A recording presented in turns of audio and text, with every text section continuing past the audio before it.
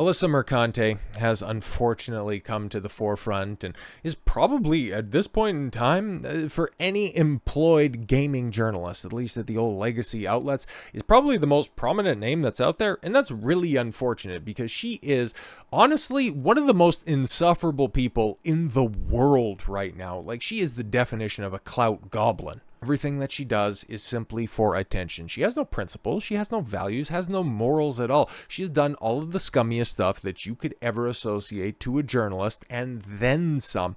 Contacting people's family members, putting people on a list, hypocritically going against other people who have compiled publicly available information and trying to have their livelihoods ruined and their businesses taken down. She is the worst of the worst, hides behind block features on social media just to crap talk her adversaries. And her latest outrage, her latest spurg out, it just shows you exactly who she is. And the moment her 15 minutes of fame dry up, well, unfortunately, she'll have to go back to camming or whatever the hell else she was doing, because Kotaku ain't going to be around much longer. And in knowing some of these e-thoughts and online 304s, she definitely hasn't saved ahead for a rainy day. This brainlet was out here running her mouth earlier this week, okay, in this clip, I guess, with Giant Bomb or something like that. It's so funny, right? Because we're coming around. Like, for as much as we can say about Kotaku, IGN, the rest of these hack outlets, they're just all kind of dying on the vine. Kind of strange to see. Now everybody that jumped ship off of those old legacy outlets to form their own little collectives, they're all starting to fall off. They're all starting to die. You had, Game Trailers back in the cut that ended up closing down after it got sold off and morphed in with some other purchase. I forget how that all ultimately ended up going down. But all of those guys, at least the prominent names, ended up spinning off Easy Allies. And now you take a look at what's happening with their YouTube channel and the fact that they're restructuring and just trying to bail out more water than they're taking on. It ain't working out all that well. Or you have the GameSpot spin-off Giant Bomb where this is going on. And well, when was the last time that you heard about what Jeff Gerstmann is up to? Okay, a man who actually left, well, no, he was fired from GameSpot for giving an honest review, or at least his approximation of an honest review from Kane and Lynch Dead Men, but GameSpot was taking a lot of money from Square Enix, who was the publisher of Kane and Lynch at the time, and they didn't necessarily buy their way into a mediocre to negative review, so he ended up getting released, formed Giant Bomb, and they were a thing for a while, but I had no idea prior to this clip coming out that they were even still a thing. But it's so strange where we're seeing the first generation die off, and now the second generation, at least some of the guys that, hopped off of the failing ships of these other little collectives are still doing decently well if they form their own little thing or just go independent. Crazy thing, right? Because all of these hacks that made IGN, GameSpot, Game Trailers laughable to begin with, anybody who was worth a damn went independent and are still going strong to this day. But all of the hacks that could at least see the writing on the wall ended up just doing the exact same thing somewhere else. But anyways, that's just gaming. That's just the games industry. And in fact, probably journalism in a nutshell. Everybody just, keeps on seat hopping until the musical chairs eventually run out. But Alyssa Mercante on whatever Giant Bomb does over there, which for all of the virtue signaling these places do, awful lot of white guys there. Awful lot of crackers on a couch for as far as I can see. But she has an important message straight from the Giant Bomb couch, and couldn't even properly tag that, or I don't know, maybe I'm blocked for some reason. I've never even, like I said, I didn't even know Giant Bomb was still a thing, let alone ever interacted with them. But, Alyssa Mercante, not exactly the most eloquent speaker, which is why I can't personally play this clip on here. We can read out some of the clips, because basically the long and short of it is, she just went Frosk 2.0. And if you're unfamiliar with who Frosk is, let's just run back that brief history where you had somebody that went from place to place, hopping around, being toxic everywhere that you went, and eventually landed back at the restarted G4, which ended up falling by the wayside because of way too much personal politics and not enough game review. But no, it ended up getting rebooted, and then Frosk had this goofy-ass rant that looks an eerily lot similar to what, Alyssa Mercante's out there doing. But yeah. She had a rant about sexism in gaming and how gamers need to grow up and all that crap, and that's kind of what Mercante's been doing throughout 2024, because unfortunately she got way too popular when Gamergate 2 was kicking off earlier this year, I lying about Kabrutus's Sweet Baby Inc. detected Steam group, then going on Twitter saying, hi, you can't be racist against white people. But no, after Frosk made her statement on G4 about how gamers need to grow up, and I'm not here to be easy on the eyes for you, G4 would end up closing within a year. And since then, nobody's heard from Frosk outside of her announcements that, yeah, I'm leaving gaming, and it's like, nobody's gonna miss you, peace out. But the crux of what Mercante was talking about is, if you don't like my opinion on gaming, then just come and fight me. As a journalist, you would think that she would be able to articulate her points a little bit better, but she's very crass. Like, there is nothing redeeming about this bag of bones. Like, she is detestable in every sense of the word. And this right here, I really hope that this ends up being the last time that we ever have to see her in any form or fashion. Like, it's just gross. There's no other way to put it. Like, the first thing that you see when you look at a picture like that is just, ugh. All the piercings, the big stupid glasses, the butch haircut. It's like, back on the hyper masculine aggressive demeanor, and you just have one of the most insufferable people alive. But she was out there, you know, surrounded by like-minded individuals thinking that, yeah, if you don't like my take on gaming, then come and fight me. And well, yeah, okay, cool. There's more than a few people that will go ahead and fight me if she were to just simply go ahead and offer it up. And well, after her challenge, the fight was accepted. Kotaku Senior Editor Alyssa Mercante immediately backs out. And yeah, this is a story that played out over a couple of days. And well, it's kind of funny. It's kind of funny. Not to be confused with the other gaming collective Kind of Funny, which is barely funny and barely staying alive. Kotaku Senior Editor Alyssa Mercante immediately backed out of a possible fight after a number of people accepted her challenge. Yeah, exactly. It's funny. It's funny because I've been talking about a lot of people just in their own bubble. And you would think somebody who's been so aggressively inflammatory throughout this entire year would realize that there's probably quite a few people that would be willing to fight her. Maybe she didn't realize that anybody would be watching that Giant Bomb podcast thing it watched. I have no idea what it was, but during an appearance on Giant Bomb, Mercante issued her challenge stating, I want people in the industry to be a little bit louder about being mean to other people and maybe say it's not a good thing. That's hilarious. Like, this bitch, she has proven time and time again she has zero self-awareness.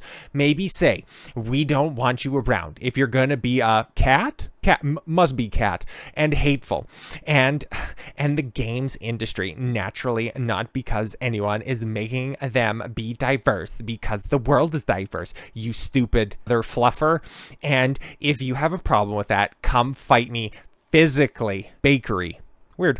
Oddly, after issuing the challenge, one of the other individuals in the room asked if anyone had taken her up on it. She responded, no, because they're all pants. Oh, weird. No, it's because people can simply look at your arguments that you're going to put out online, you know, that are normally heavily laced with profanity and personal attacks, just simply dissect them from there. So nobody's really needed to resort to violence. That's normally the last-ditch effort of a fool, but here we are. So the challenge was quickly accepted by YouTuber Vara Dark, as well as Mara Jade. Not the Star Wars EU character, but, you know, a couple of YouTubers, right? A couple of female YouTubers, because, well, let's be honest, there's probably a couple of people specifically that she has targeted and tried to have their lives ruined that would have taken her up on that offer. But outside of what, Bulgaria, male on female cage fights don't really end up playing out all that well. But Dark posted, can't hit up this little baby who's hiding behind a block, so send me a DM and let's talk match detail. She added, let's do one better, and lay it out publicly. Winner gets $1,000. Loser has to put up content publicly announcing their loss. An article from you, a video from me,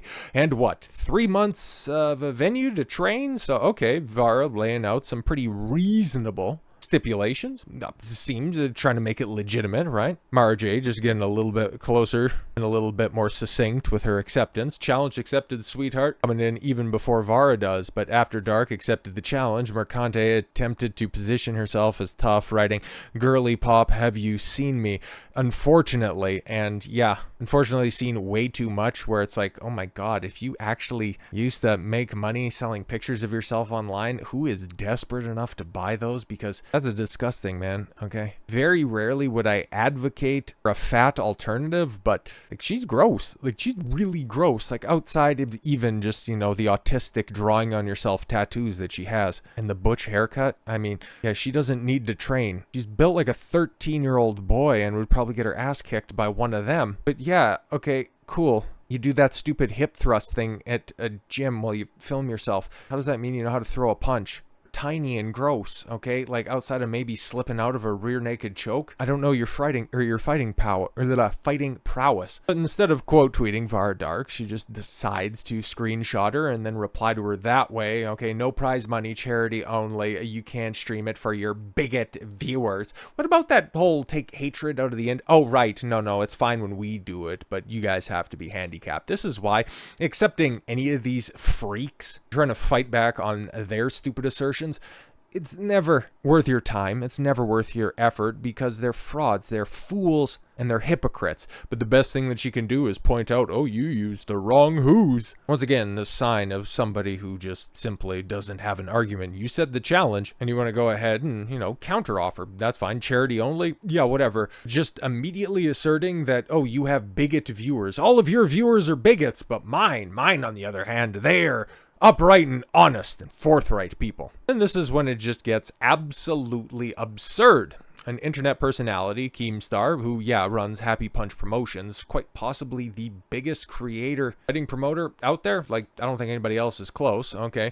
A company that organizes and promotes influencer boxing, approached both Mercante and Dark to set up a match. Mercante made it clear she has no interest in backing up her words, because, of course, everything that she does is about clout. It's never about providing substance. It's never about providing critique. It's just simply complaining in order to raise her own personal brand. This is why, she has to go to even more ostentatious lengths every time in order to get a rise out of people. This is why her getting exposed as being a fool will probably end up drying up any sort of crossover appeal that she might have. She might still play to the Giant Bomb audience, both of them that are still out there. She might be able to, jump around from legacy outlet to legacy outlet, but let's be completely honest, when we talk about how pathetic the games journalist industry is, you just take a look and go, IGN's pretty bad. GameSpot, how long do they have left? And Kotaku, I mean, come on, does anybody point out individual creators for being especially bad at this point in time? Like, Mercante's the last one, but she's also very much going to be the last and final name in the games journalist space, because outside of these little pockets of fleeting fame, nothing really going on gaming right now, because everybody can take a look at what a disaster Assassin's Creed Shadows looks like, okay? How bad of a catastrophe Suicide Squad Kill the Justice League was. How pernicious Capcom is when it comes to their microtransactions. Like, we can all independently, whether you're a content creator or just simply a consumer, you can go ahead, do the research yourself. You don't need a Kotaku article to spread lies, and B, just aggregate the information. They're totally unnecessary at this point in time. They were irrelevant 5 years ago, and well, in about 5 minutes, Alyssa Mercante is going to be much the same. But Keemstar, extending the olive branch. Happy Punch will set up your fight, and then Mercante not giving you any money. Thanks. Why, if you wanted to do something for charity, okay, I don't think that you would, because your heart is the only thing smaller than your titties. Put that on the biggest venue possible, especially for somebody of your stature, and then you just turn it down flatly, and oh wait, it gets dumber from there. So Keem replies, why would you give me money? It's like, I'm the promoter, okay? Why would you be giving me money? I want to set up the fight. That's not how I would be paying you. What? Now, you would earn money from this, and I dislike you. Yeah, see what she's doing, man? She's trying to get a rise. She's trying to be inflammatory. It's not about providing value. This is a Clout Goblin. Pure and simple. I would not earn any money from this. I haven't earned any money from setting up any fight in the past, and I've set up many. Oh, very much so. Shout out Wings of Redemption and Boogie2988. As far as not liking me, okay, I don't even know you, but fellow creators asked me to help in setting up this fight, so I'm down to help. Ooh, yeah, see, that's why you get the longest response from Alyssa in this one. You don't know who she is, and I'm the senior editor at Kotaku. How dare you not know who I am? So the promotion, the refereeing, the security, how do you pay for that? From the company. God, she's stupid.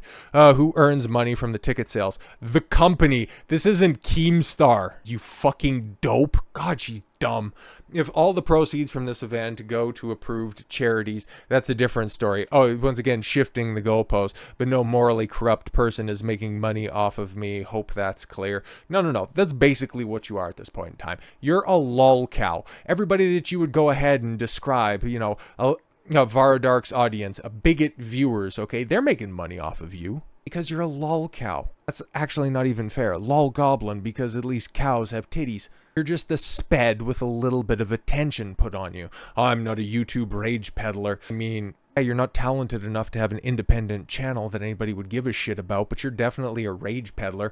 Vara has already been using me to make money and get views. See, this is what, okay, this is what these ethically bankrupt individuals immediately just hop onto. You just do this stuff for money and clout. No.